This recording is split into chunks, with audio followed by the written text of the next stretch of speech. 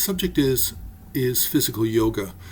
Now, physical yoga in art really comes under the topic of posture. And posture really has two different types. It has static posture and dynamic posture. Now, static posture, of course, in sculpture and painting, everything is static. Nothing's dynamic. But for static posture in painting and sculpture, we're talking about deities who have a fixed appearance with their bodies, torso, and legs in a certain position. Now, we generally don't call the arms part of the posture. We actually call the arms, we relate the arms to the hands, and the hands we refer to as gestures or mudras. So we have two things going on here. We have sort of the upper body with the two arms and hands, and then the lower body with the legs.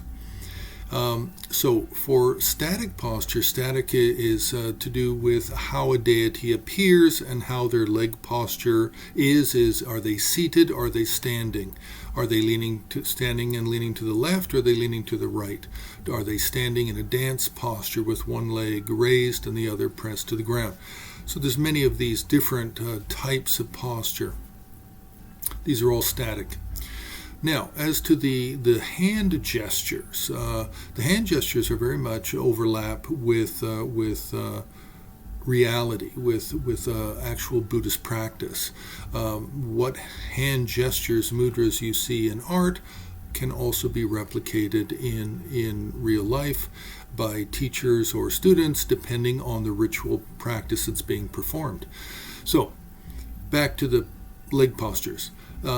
Generally what you see in painting and sculpture, the leg postures are not shared with teachers and practitioners, unless of course they're taking some kind of an iconic photograph, or they're in they're waiting to be painted in a guru yoga specific way. Otherwise, the postures, leg postures, don't overlap.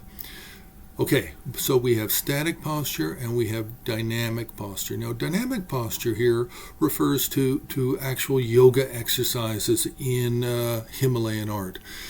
The yoga exercises are actually called Yantra Yoga. Don't get all caught up with this term yoga. Yoga is used in Himalayan art and in tantric Buddhism for essentially everything. Yoga here is being used to mean practice. Any kind of practice is called yoga.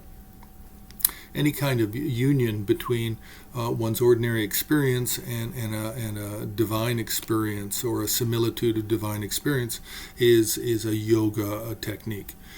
So Yantra Yoga is a dynamic physical exercise, and there's many different types, and these yoga exercises come out of the tantras. Primarily they're coming out of the Hevajra, Chakrasamvara, and related tantra texts. And what they're doing is they're teaching a form of physical yoga which is dynamic, very active. It's much more active than the more classical Indian Hatha yoga, which is more passive.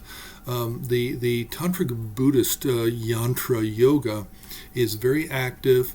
It can be very aggressive and extremely tiring. So we find this in art. We find it.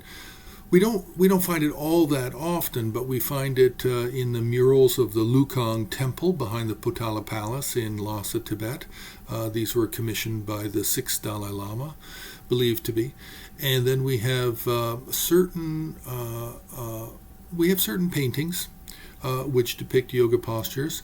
We have some sculpture that depict yoga, and then we have different books. We have a lot of books which actually are either block print texts, or they're handwritten with drawings of how to perform the physical yogas, how to do the Yantra Yoga. So Yantra Yoga does appear in art. Now, there's many different systems of Yantra Yoga. There we have the original systems coming out of India and coming out of the Hevajra, Chakrasamvara Tantras and some others. And then this these systems of Yantra Yoga have been adapted to be used with other types of tantric practice and other types of deities within Tibet over the last 1,000 years. So we have many different types with slight variations in how to do the exercises. So, but we do have the exercises, and primarily they're in painting and murals.